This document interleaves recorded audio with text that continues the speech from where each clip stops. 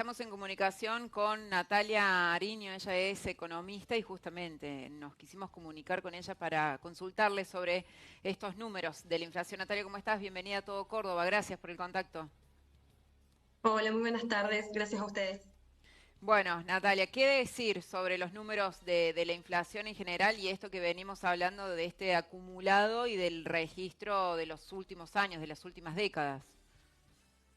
Bueno, ahí ustedes resumieron muy bien los datos que se publicaron hoy desde el INDEC y que hace referencia en realidad al mes de agosto, ¿no? Ya estamos transitando mitad de septiembre y estamos, bueno, analizando lo que fue y lo que nos dejó el shock del PASO, además de, bueno, una inercia inflacionaria que ya trae nuestro país hace mucho tiempo.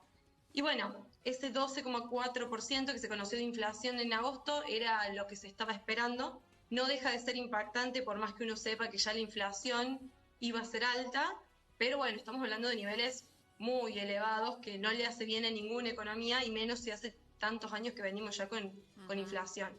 Ese es el dato de agosto. En septiembre, como bien decían, la inflación va a seguir siendo alta, se habla de que tenga un piso por lo menos del 10%, justamente porque va a traer el arrastre, digamos, de la inflación y de los efectos de la devaluación de agosto, porque pensemos que la devaluación se dio a mitad de mes de agosto y solamente se tomaron los primeros 15 días. Bueno, pero eso sigue arrastrándose Claro. en el tiempo, así que septiembre va a seguir siendo alta y bueno, lamentablemente tenemos que hacernos la idea de que incluso hasta el próximo año, año y medio, vamos a estar atravesando por una economía muy difícil Ujú. porque es, es lamentable tener que dar estas noticias por ahí o tener que hacer Sí. estos análisis, pero bueno, tenemos una inflación muy alta, tenemos en octubre las elecciones, que eso seguramente también traiga aparejado algún tipo de expectativas y bueno, de acuerdo a los resultados también, cuál va a ser el efecto que tenga en la economía, en el dólar y también en la inflación, porque pensemos que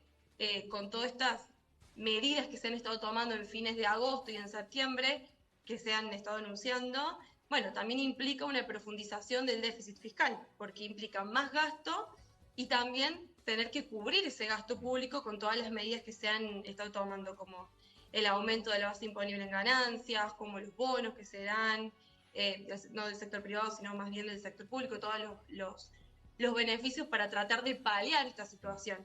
Natalia, Más que nada en todos. Sí. eso que vos hablas de el arrastre, ¿se corta en algún momento o entramos en un círculo vicioso que se sigue Claro. repitiendo a sí mismo y cada remedio va aumentando la fiebre, va aumentando los síntomas? Y bueno, ya estamos en una situación que se termina retroalimentando en cierta forma, ¿no? Por eso es tan importante que, bueno, se tomen las medidas necesarias para poder cortar con ese círculo vicioso, en donde, bueno, aumenta la inflación y por lo tanto las paritarias terminan Sí. siendo o tratando de acercarse a la inflación, porque nunca llegan a acercarse a la inflación y también aumentan los precios y bienes de la economía, los bienes y servicios de la economía. Y bueno, se van retroalimentando también. Y con una devaluación de por medio, con una inercia inflacionaria alta, Ujú. bueno, es peligroso para la economía. Por eso es tan importante tomar medidas concretas y no paliativos solamente o parches que en definitiva lo que hacen es postergar el efecto de la inflación. No es que Na- la resuelve, Natalia, ¿y sino que hay, la vamos para adelante. hay alguna expectativa o algún número estimativo que ustedes, los especialistas, analistas, economistas, tengan de cara a fin de año? Y la verdad que es tal la incertidumbre que hay, y también tenemos momentos muy cruciales como octubre y noviembre, que Ujú. son las próximas elecciones, que cualquier mínimo shock puede tener un gran impacto en la economía.